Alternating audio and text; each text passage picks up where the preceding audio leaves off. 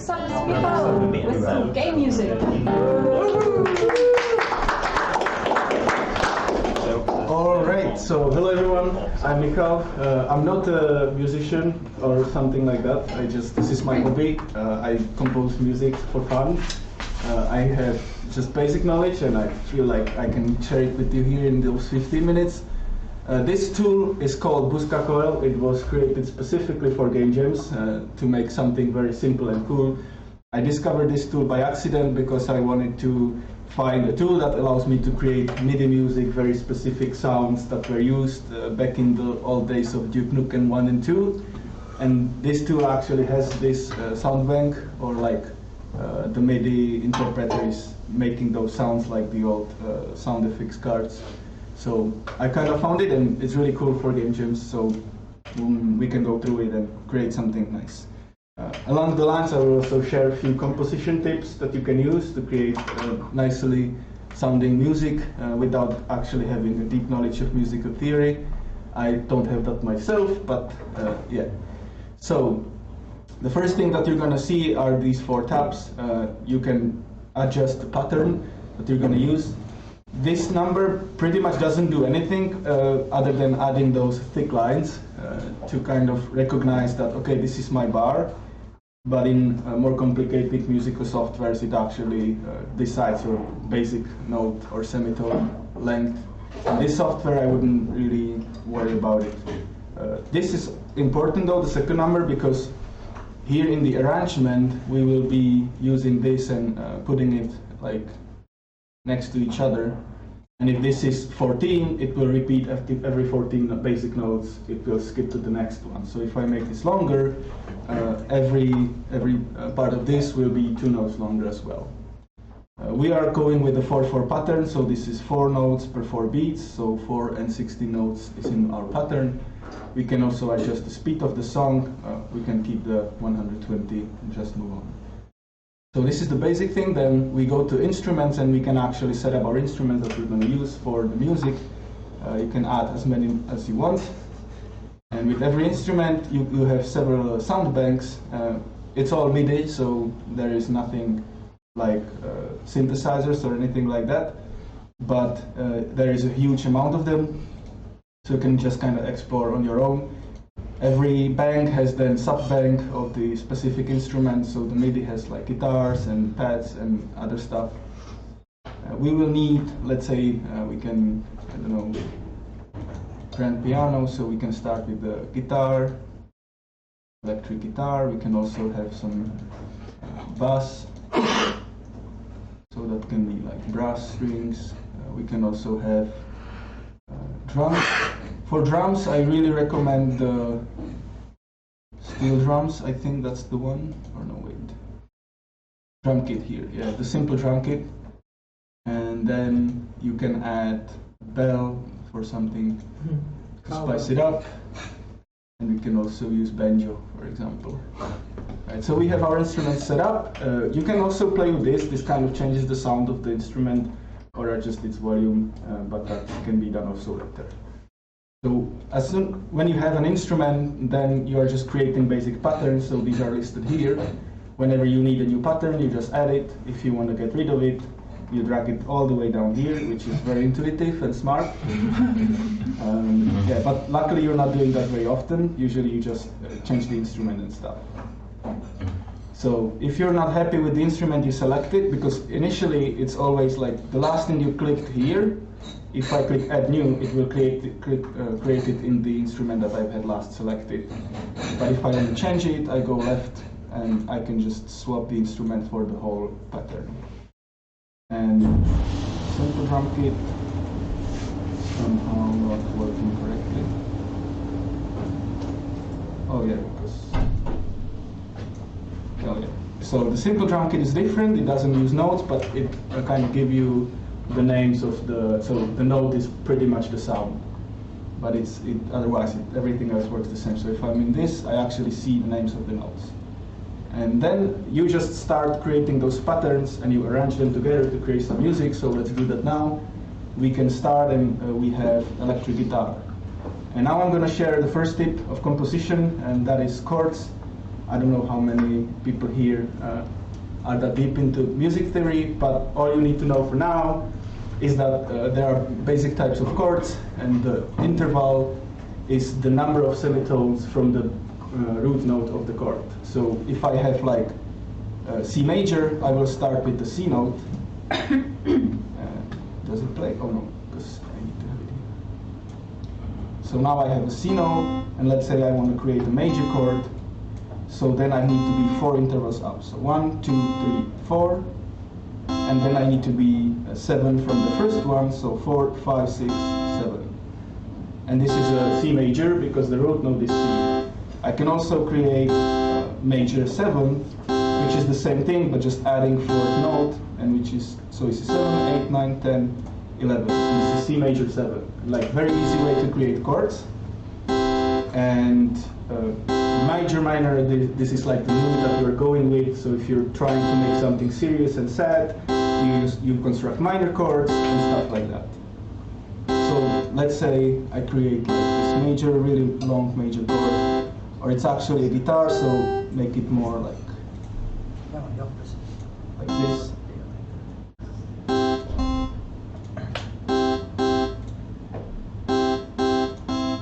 Now you can play around chords and create what is called arpeggios, which work very well with 7th chord actually. So I do this right now. And instead of like playing all 4 notes at the same time, you kind of go like this. And this is arpeggio because it is basically a chord, but I'm playing the notes of the chord in order, back and forth. And then you can do some cool stuff to combine it with an actual chord. So let's say the first note is the actual chord, and then I just continue with arpeggios. And already I have something that's kind of interesting, and it's using the same combination of notes, so it's creating some kind of theme. The other thing is that you can also think of chord progression, and for this we're going to use another part of the cheat sheet, which is a circle of fifth. Again, without knowing any detail about scales and chords and stuff, all you need to know for now when you are thinking of a chord progression is that the circle of fifth tells you how much the individual scale is sharing notes, because there are 12 notes per each like octave, and the scale uses only, most scale major minor use 7 notes per scale. So if you have a C major, you have specific 7 notes.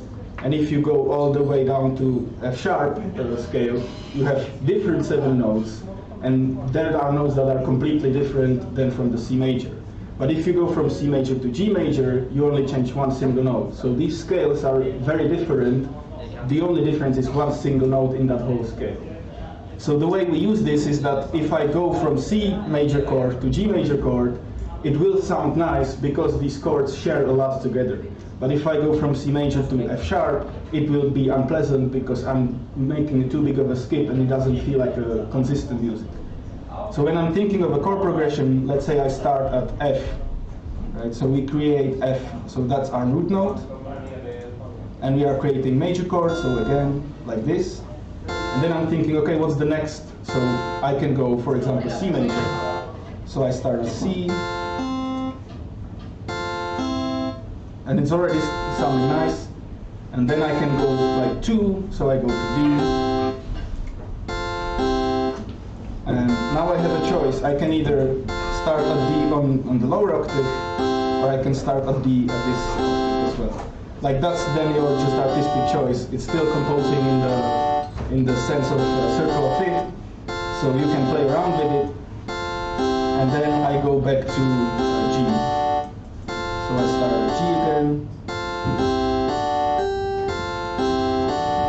and already I have something which is very typical for music, because usually in music you have like 4 chords in the circle of fifth. You can also go from like, oh, I have a happy part, and now I have a sad part. So you want to go from major to minor, and the way you do that is again like, okay, so this is a C major. If I want to swap to minor scale, I go down here. So if you would want to do that, and instead construct a minor chord and go from C major, then the good choice would be go to A minor. And then you can move into minor scale and go back to major. I hope you get the idea. We're going to stick with what we have right now, and we're going to start adding some drums. So we add some bass, like backbeat. Oh shit.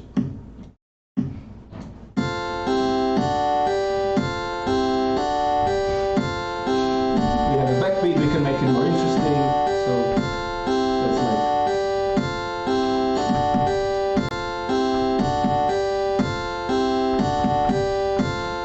And then we can add snare, so it would be like 1, 2. So.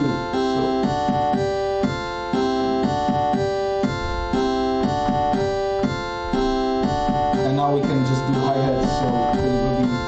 Hi-hats are usually very like short, and sometimes you sparkle quite close hi-hat. And the crash is usually used like on the beginning of the whole to kind of like put some emphasis, like because lots of what drums are doing, they are keeping the time of the music, so you want to remember like, okay, this is the start of the beat or like the bar, and the crash does a great job of that, like keeping you like, okay, the bar is repeating. So now we have the drums, so we can just start adding some instruments. So that's that will be coming later as well. Beat, maybe.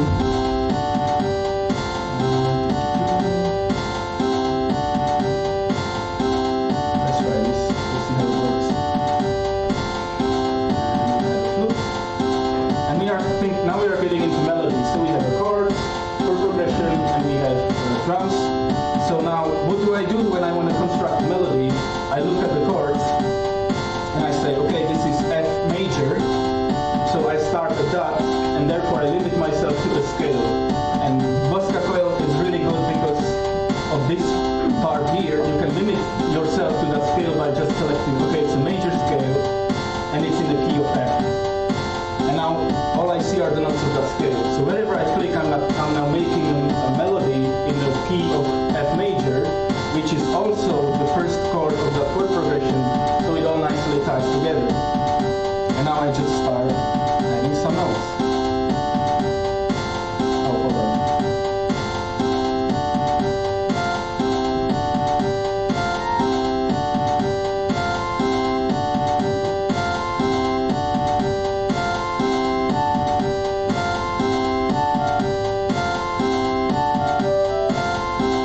Here we go. And now I can just add the bell to just kind of spice it up.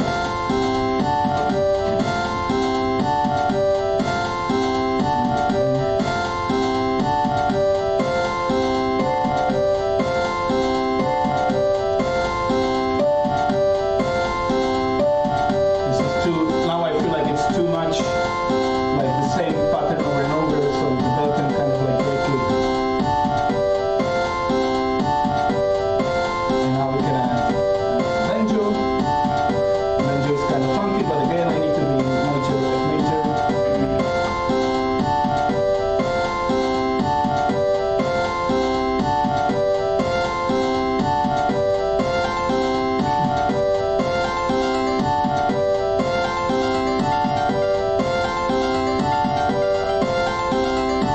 And the last thing is some fast, so we can have like bumps, usually just like one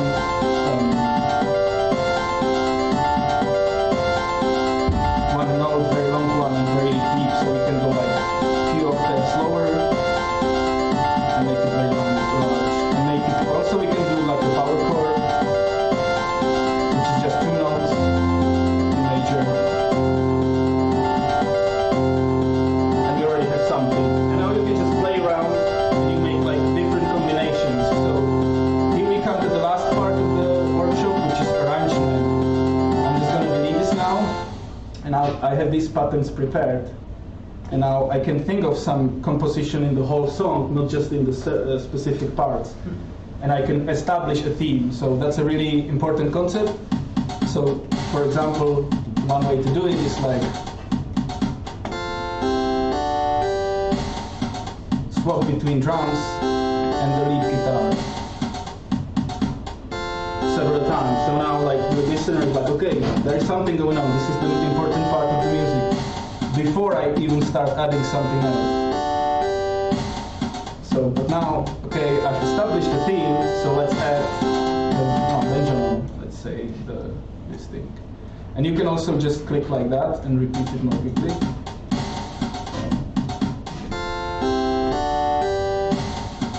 And if you drag and drop here, this is the looping part. If you oh no, yeah. You ruined it. And now we just add this, and Benji as well, and we just go full blown.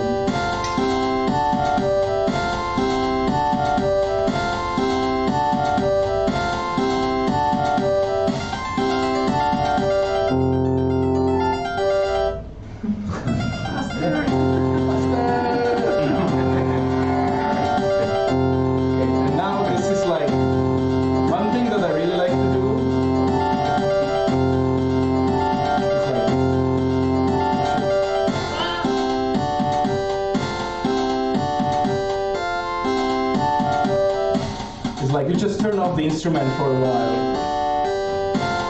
So it's like, oh wait, what's going on? And this is just using the same one pattern. Like imagine what you can do if you just create more combinations, right? And then you just tie them together. And you just play with this and you already have very nice music very, very quickly. So this is pretty much it. A few more like tips that I can share that I really like to use. And I just pause this. So this is how you create instruments, this is how you create chords, how you tie them together with scales.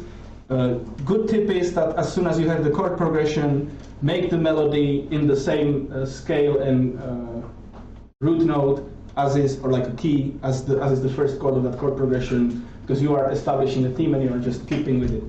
Another good tip is that think of it as a journey, and every journey has a home, starts at home and it ends at home.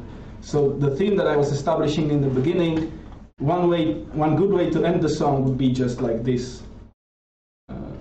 So I would just add more of those at the end, and then we just slowly end with the drums. So when the song would get to this point, it just slowly kind of like goes to nothing, and I arrived back home. And I was on this journey, and it kind of took me to something that's getting more ramped up.